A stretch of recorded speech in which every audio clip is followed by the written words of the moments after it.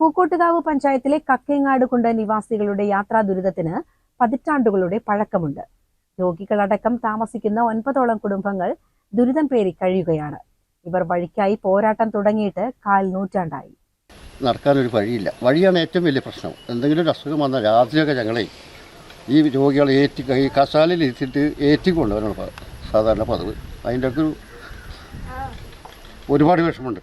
ഇത്രയും കാര്യം രാഷ്ട്രീയ പാർട്ടിക്കാർ പലരും വരും. ആ ഇലക്ഷൻ സമയത്ത് മാത്രം വാഗ്ദാനങ്ങൾ തന്നിട്ട് പോരും. ഞങ്ങളിപ്പോൾ വഴി വെട്ടിത്തരാം, അല്ലെങ്കിൽ ഞങ്ങൾക്ക് വീട് ഇവിടുന്ന് മാറ്റി പാർപ്പിച്ച് തരാം, അല്ലെങ്കിൽ അതുണ്ട് ഇതുണ്ട് പറഞ്ഞ് ഇങ്ങനെ വരുമ്പോൾ ഇത് മാത്രമേ ഉള്ളൂ. ഇലക്ഷൻ വരുമ്പോൾ മാത്രം കുറച്ച് ആൾക്കാർ വരും, വോട്ട് ചോദിക്കും. വോട്ട് ചെയ്ത് കഴിഞ്ഞാൽ പിന്നെ ഇവിടെ അങ്ങോട്ട് ആരും അന്വേഷിക്കാനില്ല. ഇവിടുത്തെ ചുറ്റുപാട് എന്താ, എങ്ങനെയൊക്കെ വളരെ നിവാസികൾ ജീവിക്കണത് എന്നൊന്നും ഇവർക്ക് ഒരാന്നും അന്വേഷിച്ചില്ല.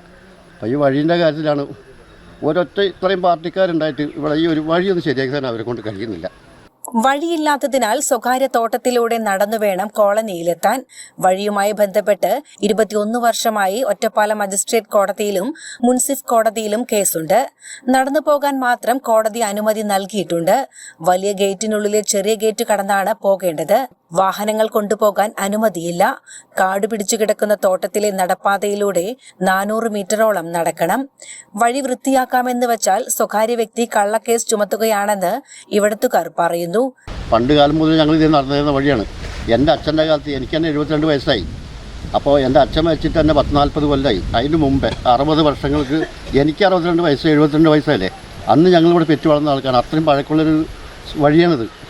ആ വഴിയാണ് ഞങ്ങളുടെ ഇവിടെ ഈ ആളുകൾ ഇങ്ങനെ കൈമാറിയിട്ട് സ്ഥലങ്ങളൊക്കെ കൈമാറി ഞങ്ങൾക്ക് വഴിയില്ലാതാക്കി. രേഖയിൽ എങ്ങനെയാണ് വന്നിട്ടുള്ളത്? രേഖയിൽ ഞങ്ങൾക്ക് പണ്ട് ഒരിക്കൽ ഈ ഗോവിന്ദൻ എന്ന് പറഞ്ഞ ആൾ ഈ സ്ഥലം വാങ്ങുമ്പോൾ എല്ലാവരും വെള്ള പേപ്പറിലൊക്കെ എഴുതി എല്ലാം ഞങ്ങളെ കയ്യൊപ്പ് വാങ്ങി ഞങ്ങൾക്ക് റോഡ് വെട്ടി തരാൻ പറഞ്ഞിട്ട് ഒക്കെ പേപ്പറൊക്കെ വാങ്ങി.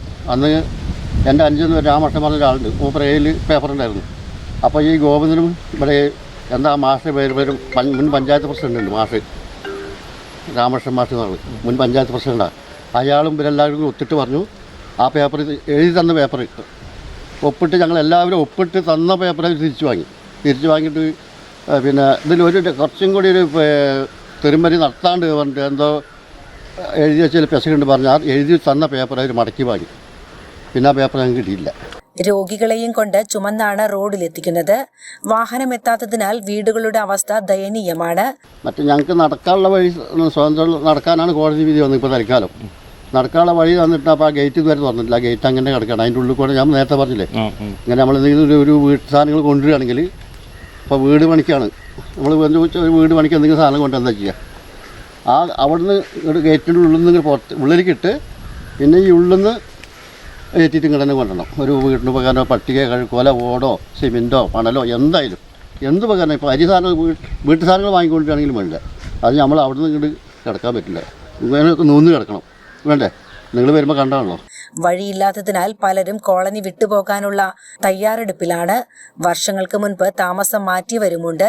പ്രധാന പ്രശ്നം ഈ വഴിയില്ലാത്ത പ്രശ്നം കൊണ്ടാണ് ഞങ്ങളിപ്പോൾ ഇവിടുന്ന് താമസം മാറിപ്പോയത് കടമ്പൂർക്ക്. അതിപ്പോൾ എന്ന് വർഷങ്ങളായിട്ട് ഇത് കൂടെ അങ്ങനെയുള്ള ഒരു സ്ഥിരമായിട്ടുള്ളൊരു വഴി ഇത് കൂടെ ഇല്ല. നേരത്തെ വെച്ചാൽ ഈ വേലിയും മുള്ളൊന്നും ഇല്ലാത്ത സമയത്ത് ഏതു കൂടെ വേണമെങ്കിലും നടക്കാം. ഇപ്പം അങ്ങനെയല്ല. ഇപ്പം എല്ലാവരും ഒക്കെ അവരവരെ സ്വന്തമാക്കി. അതുകൊണ്ട് ഇപ്പോൾ വഴിയില്ലാത്തൊരു പ്രശ്നമായി. നേരത്തെ ഫോറസ്റ്റിൻ്റെ ഭൂമിയെന്ന് പറഞ്ഞിട്ട് മുകളിലത്തെ ആ പറമ്പിൽ കൂടെയാണ് ഞങ്ങൾ നടന്നിരുന്നത്. ആ വഴി എന്താ വെച്ച് കഴിഞ്ഞാൽ ആ വഴി ഇപ്പോൾ അടഞ്ഞ പോലെ ഇപ്പോൾ കാട് മറ്റേ ആന കയറിയാലും കൂടി ആ കാട്ടിൽ കാണാൻ പറ്റില്ല. പന്നി ശല്യമുണ്ട്, പാമ്പ്, എല്ലാ ശല്യങ്ങളും ഉണ്ട്. എന്നിട്ട് അതിൻ്റെ ഇടയിൽ കൂടെയാണ് ഇപ്പോൾ ഈ കുട്ടികൾ ഞങ്ങളെല്ലാവരും കൂടി നടന്നിരുന്നത്. അപ്പോൾ കോടതി വിധിയായിട്ട് നമുക്കധികം നടക്കാനുള്ള പെർമിഷൻ കോടതി ഇത് തന്നിട്ടുണ്ട്.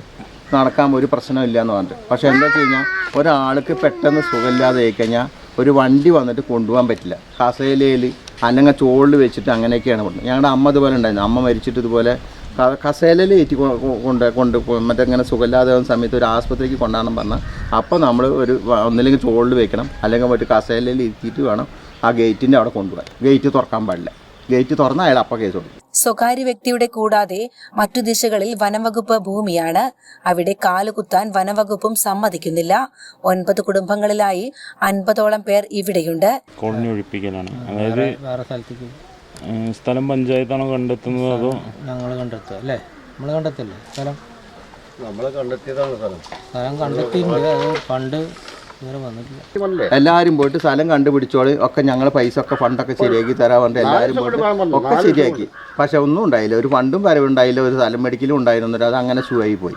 ഇവിടുത്തെ ജാനകിയുടെ മകൻ ബാലചന്ദ്രന് 3 ദിവസം കൂടുമ്പോൾ ഡയാലിസിസ് നടത്തണം. 400 മീറ്ററോളം ചുമന്നു വേണം ആശുപത്രിയിലെത്തിക്കാൻ. രോഗികളടക്കം താമസിക്കുന്ന ഇവിടുത്തുകാരുടെ യാത്രാ ദുരിതത്തിന് പതിറ്റാണ്ടുകളുടെ പഴക്കമുണ്ട്. നടക്കാനുള്ള വഴിയും മുടക്കാനുള്ള ശ്രമങ്ങളും നടക്കുന്നതായി ഇവർ പറയുന്നു.